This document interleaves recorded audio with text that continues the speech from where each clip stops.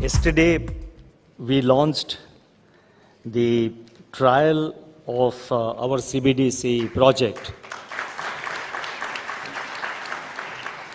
It was indeed a landmark moment in the history of money, in the history of currency in our country.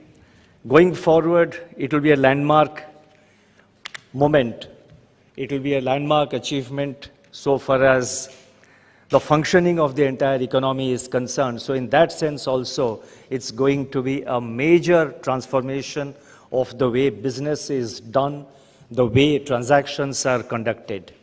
And the Reserve Bank is among the very few central banks in the world which have taken this initiative. Emerging market and developing economies, that is EMDs in particular, remain highly vulnerable to these global spillovers. Capital outflows have led to reserve losses, sharp currency depreciations, and spiraling imported inflation pressures. And this has happened across EMDs. Several countries face acute debt distress, while many others are confronted with elevated food and energy prices. Conventional and technocratic policy making is increasingly getting challenged by unconventional and out-of-the-box approaches. In this unsettling global environment, the Indian economy has been growing steadily, drawing strength from its macroeconomic fundamentals and buffers. According to the IMF, India is slated to be one of the fastest growing major economies of the world in the current year as well as in the next year. Our recovery and growth have been more broad-based. Our policies, fiscal, monetary, and regulatory, were prudent, targeted, and time-bound. We were careful to ensure that demand remained in balance while supply conditions improved. As per the high-frequency indicators for the recent months, and in Reserve Bank we monitor nearly 70 high-frequency indicators on a real-time basis.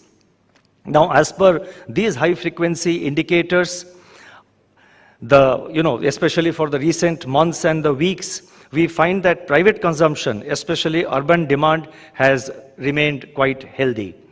The contact-intensive services have continued to make smart rebound, and aided by unfettered resumption of activities and full-fledged celebration of festivals after 2.5 years. So you see huge amount of participation we all saw during the Ganapati festival in Maharashtra and other places, and also during the Diwali festival.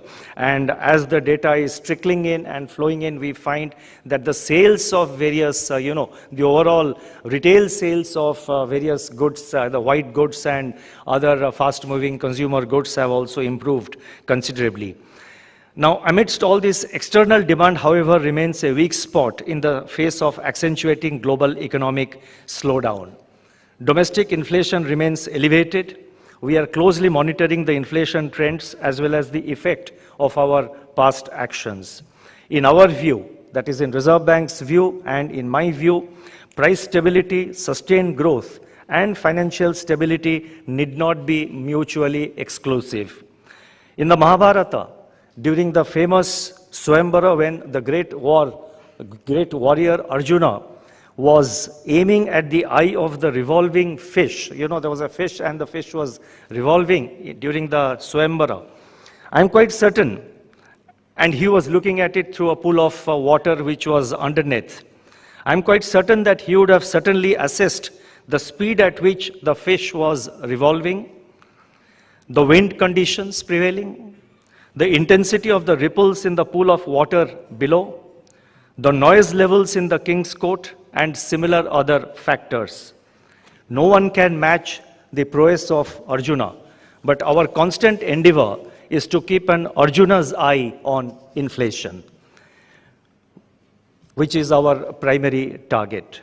At the same time, we keep assessing other related factors like the evolving inflation growth dynamics, soft indicators like our surveys of consumers and surveys on consumers and businesses, global macroeconomic, financial and commodity market developments, and aspects of financial stability.